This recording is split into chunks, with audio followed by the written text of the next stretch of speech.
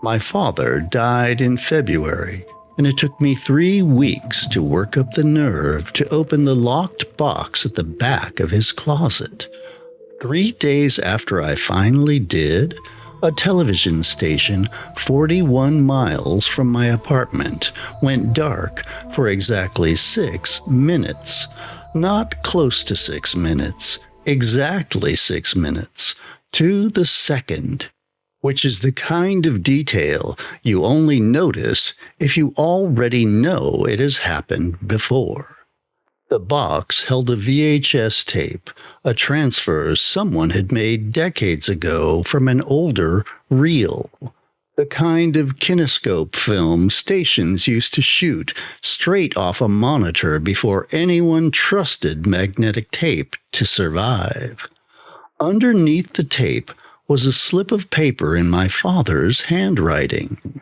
The same careful printing he used for grocery lists and everything else, and it said, "Don't open this, but if you do, you'll understand why I never talked about 1962.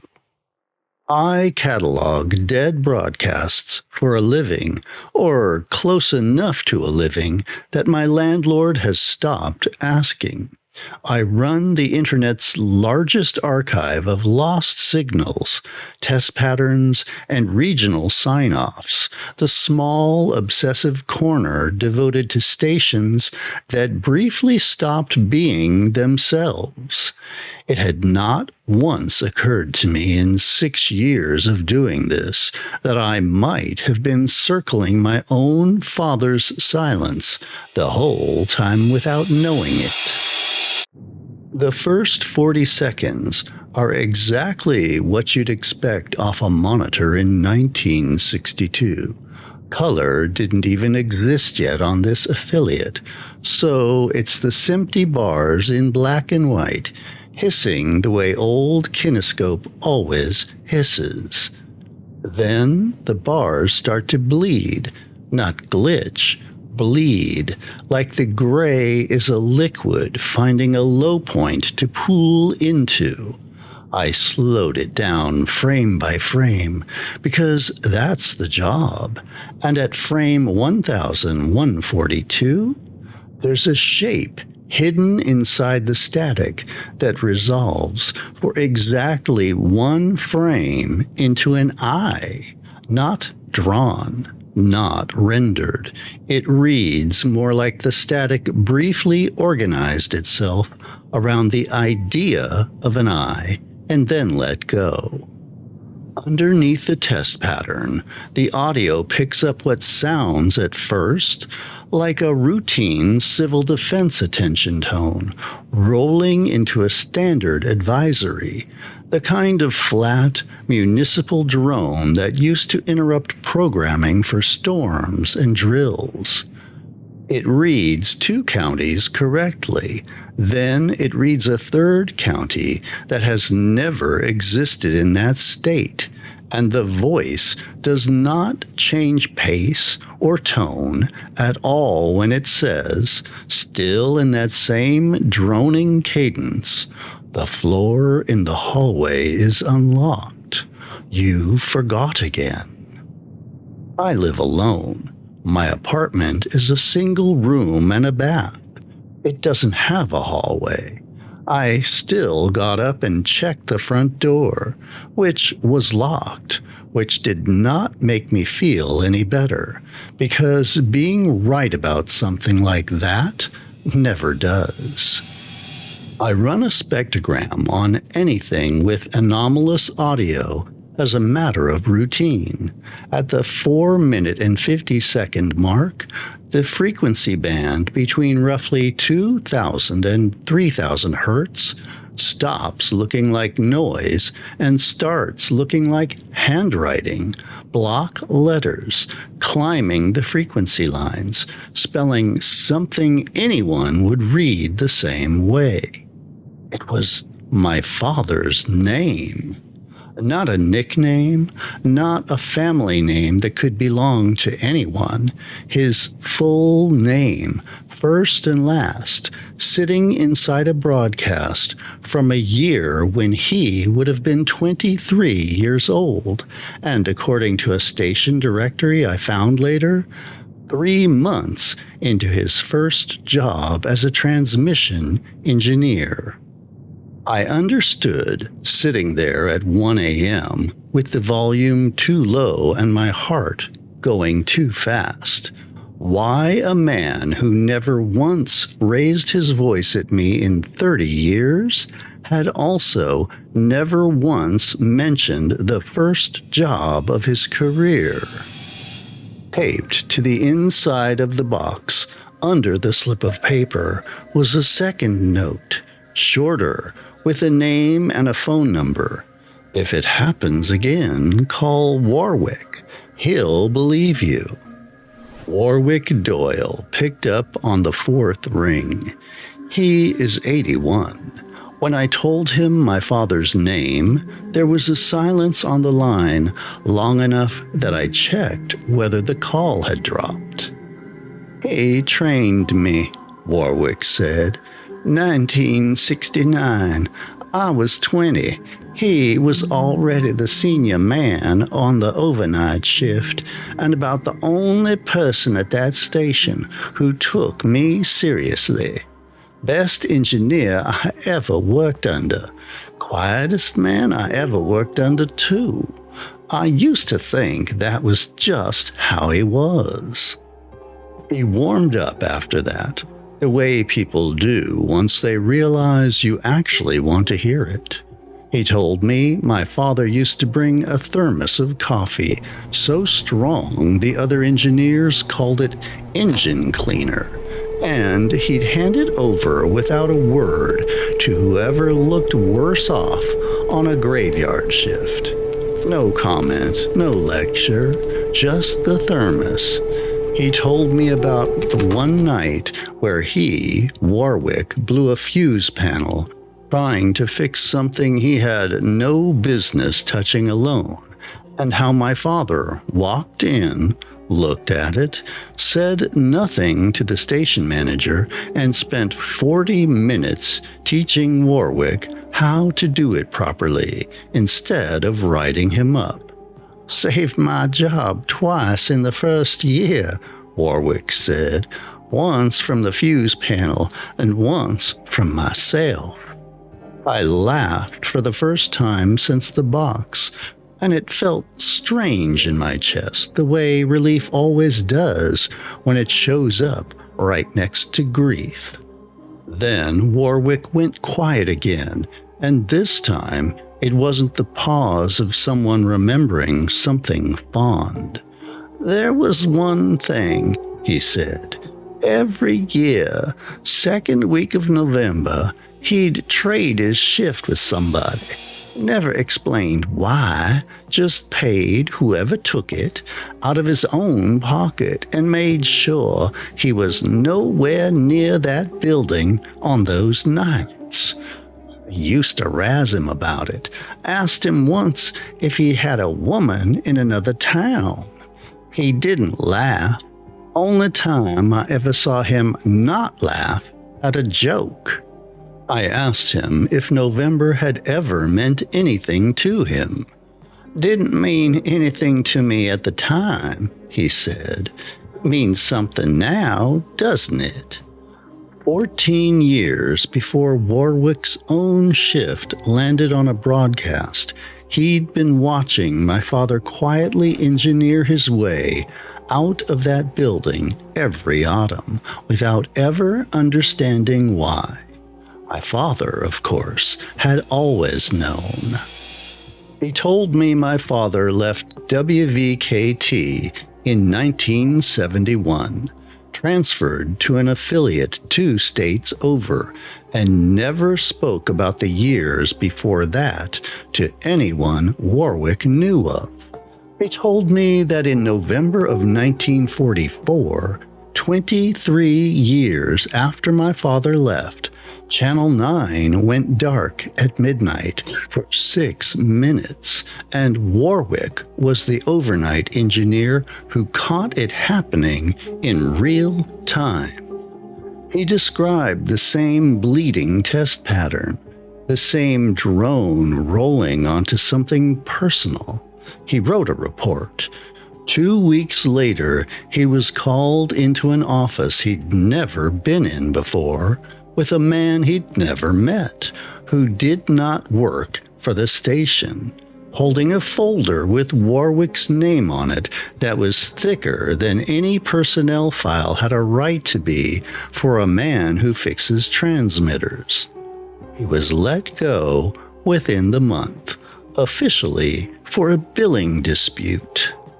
"I figured somebody would call eventually," he said. "I didn't figure it'd take 30 years, and I sure didn't figure it'd be his kid." I asked him if my father had ever, even once, said anything that might have been a warning. "Only thing he ever told me," Warwick said, "the week before he transferred out, was that some jobs you don't quit. You just get given permission to stop for a while." I thought he meant the schedule. I've had 30 years to reconsider that. Averlee Hollow does not appear on any current map. It appears on a 1964 county atlas, a local historical society digitized with no apparent awareness of what they were sitting on. The WVKT transmission tower was decommissioned in 1996, and the FCC filing lists the reason as loss of viable service area, which is not a thing that happens to a town of 340 people by accident.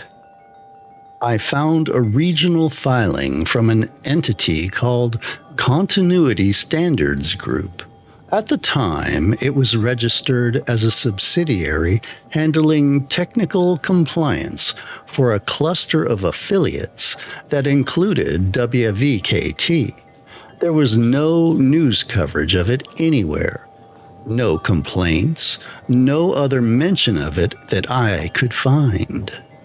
What I did find was a single, unsigned interoffice memo. It turned up in a box of surplus municipal records a clerk had scanned and uploaded for reasons I doubt she remembers. The memo used a phrase I have not stopped thinking about since. It labeled WVKT's 1994 incident Recurrence 4. Then, with no further explanation, it listed 3 prior dates, 1898, 1930, and 1962. The letterhead was not FCC letterhead. It wasn't styled like any broadcast regulator I could find records of, past or present. And when I finally traced the seal on it, the earliest filing I could locate using it was dated 1866, 12 years before Edison patented the phonograph, and decades before there was a broadcast industry for anyone to regulate. Whatever Continuity Standards Group actually is, it was auditing something before television existed to carry it, and something before that, before radio existed to carry it either. I don't know what the medium was in 1866. I know the interval didn't seem to care. I did the math, sitting at my kitchen table with the lights on, which tells you something about where my nerve was at that point. 1962 plus 32 is 1994. 1994 plus 32 is 2026, this year.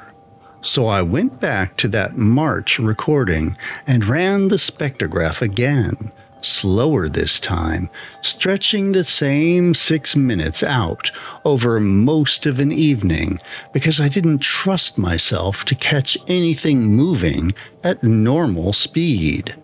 I was looking for anything I might have rushed past the first time, in the town's name, in the coordinates, anywhere.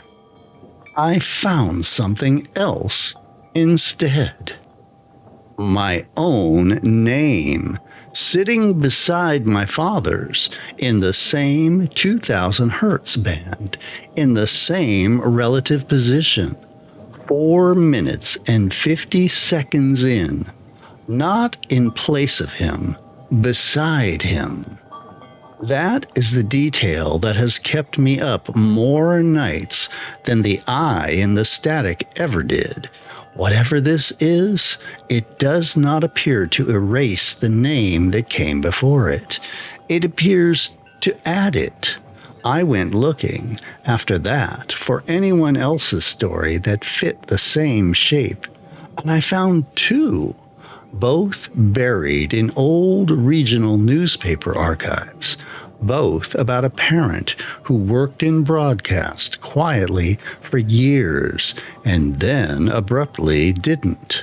And both followed exactly 1 cycle later by a child's name turning up somewhere it had no business being. I don't think this is targeting individuals. I think it's targeting families and giving each generation 32 years to notice before the next name gets added to the file. I spent 30 years thinking my father was simply a quiet man. I understand now that he was choosing every single day which sentences were safe to finish. He carried 1962 alone for the rest of his life rather than hand it to me early. And I don't know if that was mercy or a habit or fear, and I don't think I'll ever get to ask him which. I do not think the transmitter is haunted. I think haunted is a word we reach for because it is smaller and more familiar than what is actually happening. What is actually happening is closer to an audit, one that has been running since before broadcasting existed to carry it, one patient enough to wait 32 years between entries, one willing to let a family carry the file for as many generations as it takes. The tape sits in the box now, closed. I have not called anyone official because whoever cataloged this in 1866 is not going to be impressed by a complaint filed with the FCC. What I keep coming back to is that my father chose not to destroy the only evidence he had. He kept it, wrote a note, and left it where I would eventually find it. I don't know if that was him trying to warn me, or him trying, in the only way he had left, to finally hand off something he'd been holding by himself for far too long. If someone in your family ever went quiet about one specific year and never once explained why, tell me the year. I'm starting to think the file is bigger than one bloodline, and I would rather find that out from you than from a locked box. If you're enjoying my Dark Veil Tale stories, please subscribe or comment. It both helps so much. And keep your eye on the veil. Until next time.